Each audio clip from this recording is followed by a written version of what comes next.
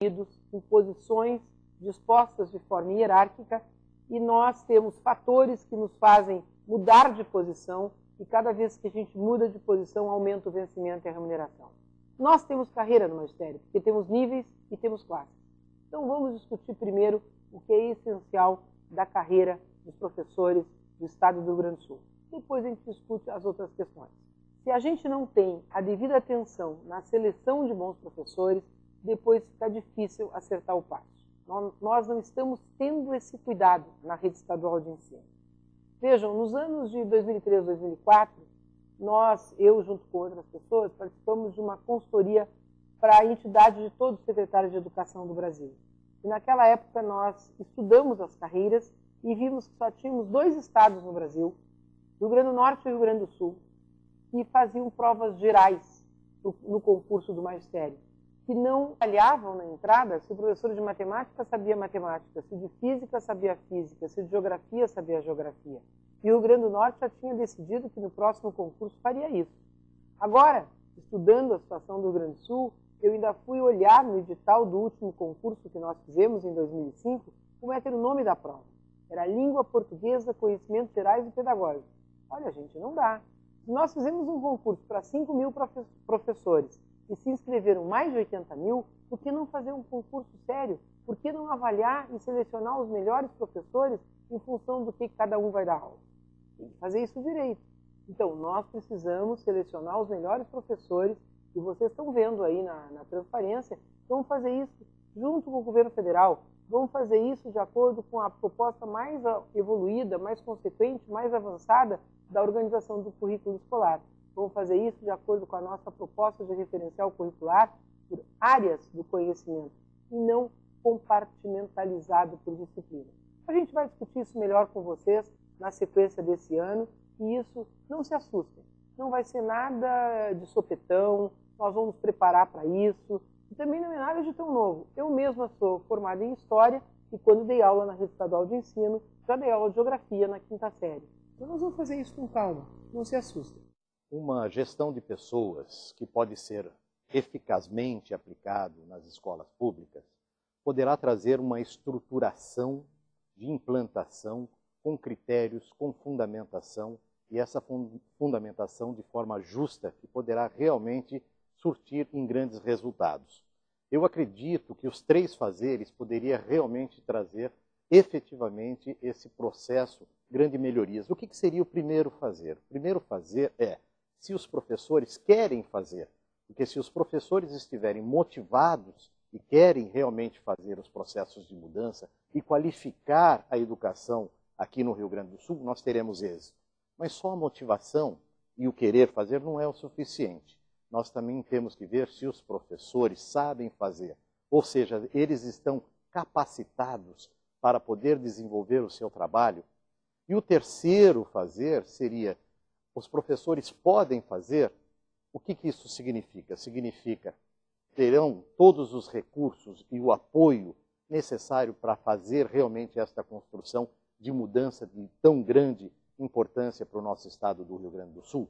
Então isso é um item que deve ser refletido e deve ser pensado, porque temos nos professores as pessoas mais importantes do processo do sucesso de todas essas mudanças na gestão escolar e também na gestão de carreira.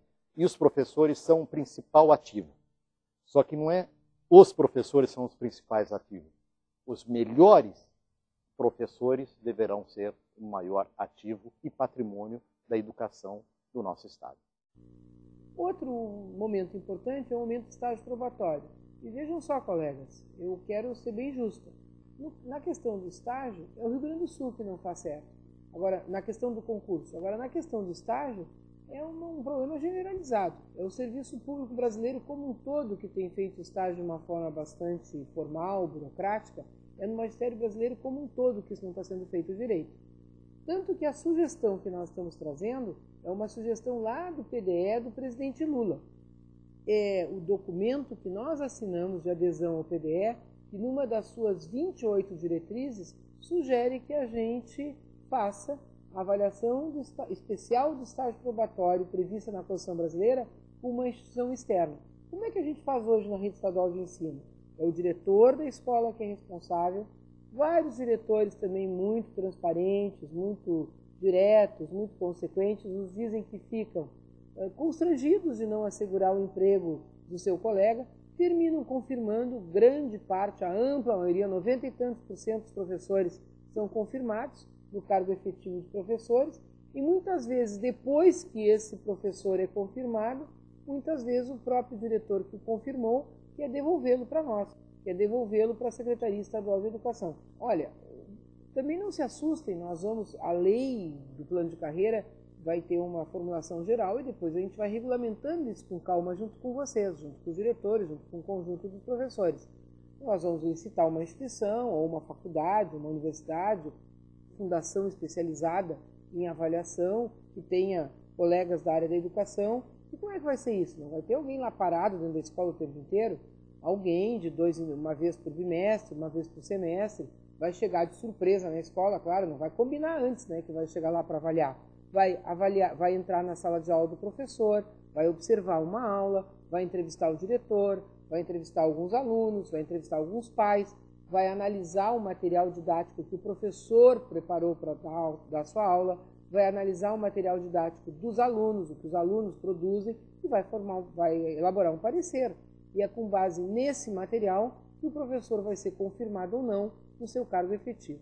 É assim, é com esse tipo de procedimento que a gente pretende desenvolver a avaliação especial do estágio probatório, que é uma sugestão do MEC para todos os estados, para todos os municípios brasileiros. Ora, cargos e funções. Vejam só, colegas, professoras e professores, a nossa lei de hoje, a nossa lei vigente, tem a previsão dos cargos de professor e de especialista. Tinha que ser assim. Todos os planos de carreira elaborados com fundamento no 5692 tinham que ter a previsão desses dois cargos, porque foi a reforma do período militar que criou esses dois cargos, que criou o cargo de professor e o cargo de especialista. Na prática, nós só tivemos um concurso para o cargo de especialista e, na prática, a maioria das funções, das chamadas funções de suporte pedagógico, já são desempenhadas por ocupantes de cargos de professor que agregaram a formação para a docência, a formação necessária para o desempenho dessas funções. Essa é a posição que o movimento sindical no Brasil também tem, que eu saiba, inclusive estava lá quando essa posição foi definida. Qual é a proposta? É que se tenha o cargo único de professor, que a formação para o magistério seja sempre feita primeiro na docência, que o concurso seja feito para a docência, que o estágio probatório seja feito na docência e que depois os ocupantes de cargo de professor que tenham agregado nos termos da LDB, do artigo 64 da nossa lei, uma formação própria para o desempenho das funções de suporte, ou numa outra graduação, ou na pós-graduação, pelo menos na especialização, possam também desempenhar as funções de suporte. Que no âmbito da escola são a supervisão, a coordenação pedagógica, a orientação educacional, e no caso da direção, a gente vai desenvolver melhor na área da gestão educacional, mas que com certeza vai passar por um exame de certificação feito pela Secretaria de Educação. Bom, agora chegamos no central da carreira. O que nós temos de estrutura básica de progressão na carreira do Magistério do Rio Grande do Sul? Níveis, classes e adicional por tempo de serviço. Quais são os níveis que nós temos na nossa carreira de professores? Ora, nós temos níveis de formação, que aliás é até estranho, porque formação inicial é o que a gente tem que ter para entrar numa atividade profissional no serviço público ou em qualquer uma. Formação inicial não é o que a gente tem que ter para progredir, é o que a gente tem que ter para entrar. E os níveis de formação, de titulação que nós temos estão referidos a 5692. Vamos ver quais são? Vocês sabem os nossos 6 níveis, 3 dos quais nem existem mais. 3 dos quais, os níveis 2, 3 e 4, que vocês estão vendo aí, não são mais níveis de formação para o magistério de acordo com o atual LDB. O título, alguns meses depois, no máximo 6, está implantado na folha e vocês estão recebendo o correspondente ao vencimento do novo nível. Na nossa carreira, a variação do vencimento pelos níveis é a maior de todas, chega a 100%. Quem lembra qual é a variação do nível 1 para o nível 5? Do vencimento do nível do formação de nível médio para a formação de licenciatura plena.